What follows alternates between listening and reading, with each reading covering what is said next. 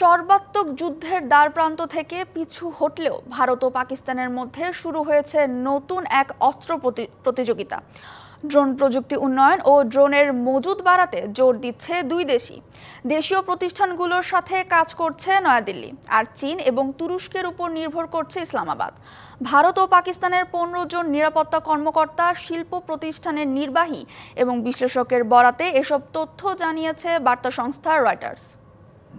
উপমহাদেশের চিরবৈরী দুই দেশ ভারত ও পাকিস্তান এ পর্যন্ত সামরিক সংঘাতে জড়িয়েছে 5 বার। আগে যুদ্ধবিমান, ক্ষেপণাস্ত্র এবং কামান ব্যবহার করে যুদ্ধ চালালেও সাম্প্রতিক সংঘাতে প্রথমবারের মতো ব্যাপকভাবে মনুষ্যবিহীন ড্রোন ব্যবহার করে নয়াদিল্লি ও ইসলামাবাদ।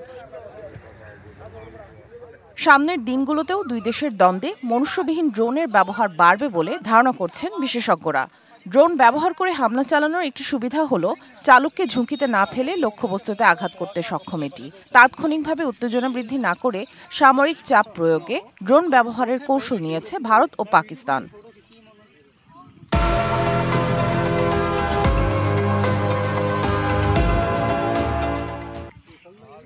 রয়টার্সের প্রতিবেদন বলছে, স্থানীয় ড্রোন নির্মাণকারী প্রতিষ্ঠানগুলোতে ব্যাপক বিনিয়োগের পরিকল্পনা করছে ভারত। 2-1 বছরে মনুষ্যবিহীন ড্রোন খাতে নয়াদিল্লির বিনিয়োগ হতে পারে $470 মিলিয়ন, যা সাম্প্রতিক সংঘাতের আগের সময়ের প্রায় 3 গুণ।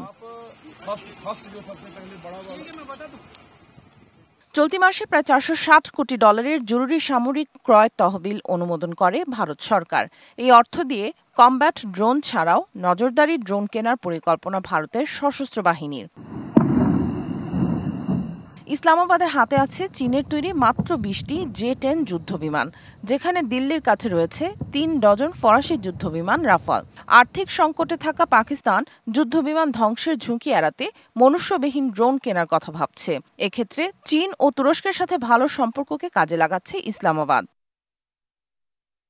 পাকিস্তানের national aerospace science and technology park এবং তুরস্কের প্রতিরক্ষা ঠিকাদার বাইকারের মধ্যে সহযোগিতার উপর নির্ভর করছে ইসলামাবাদ।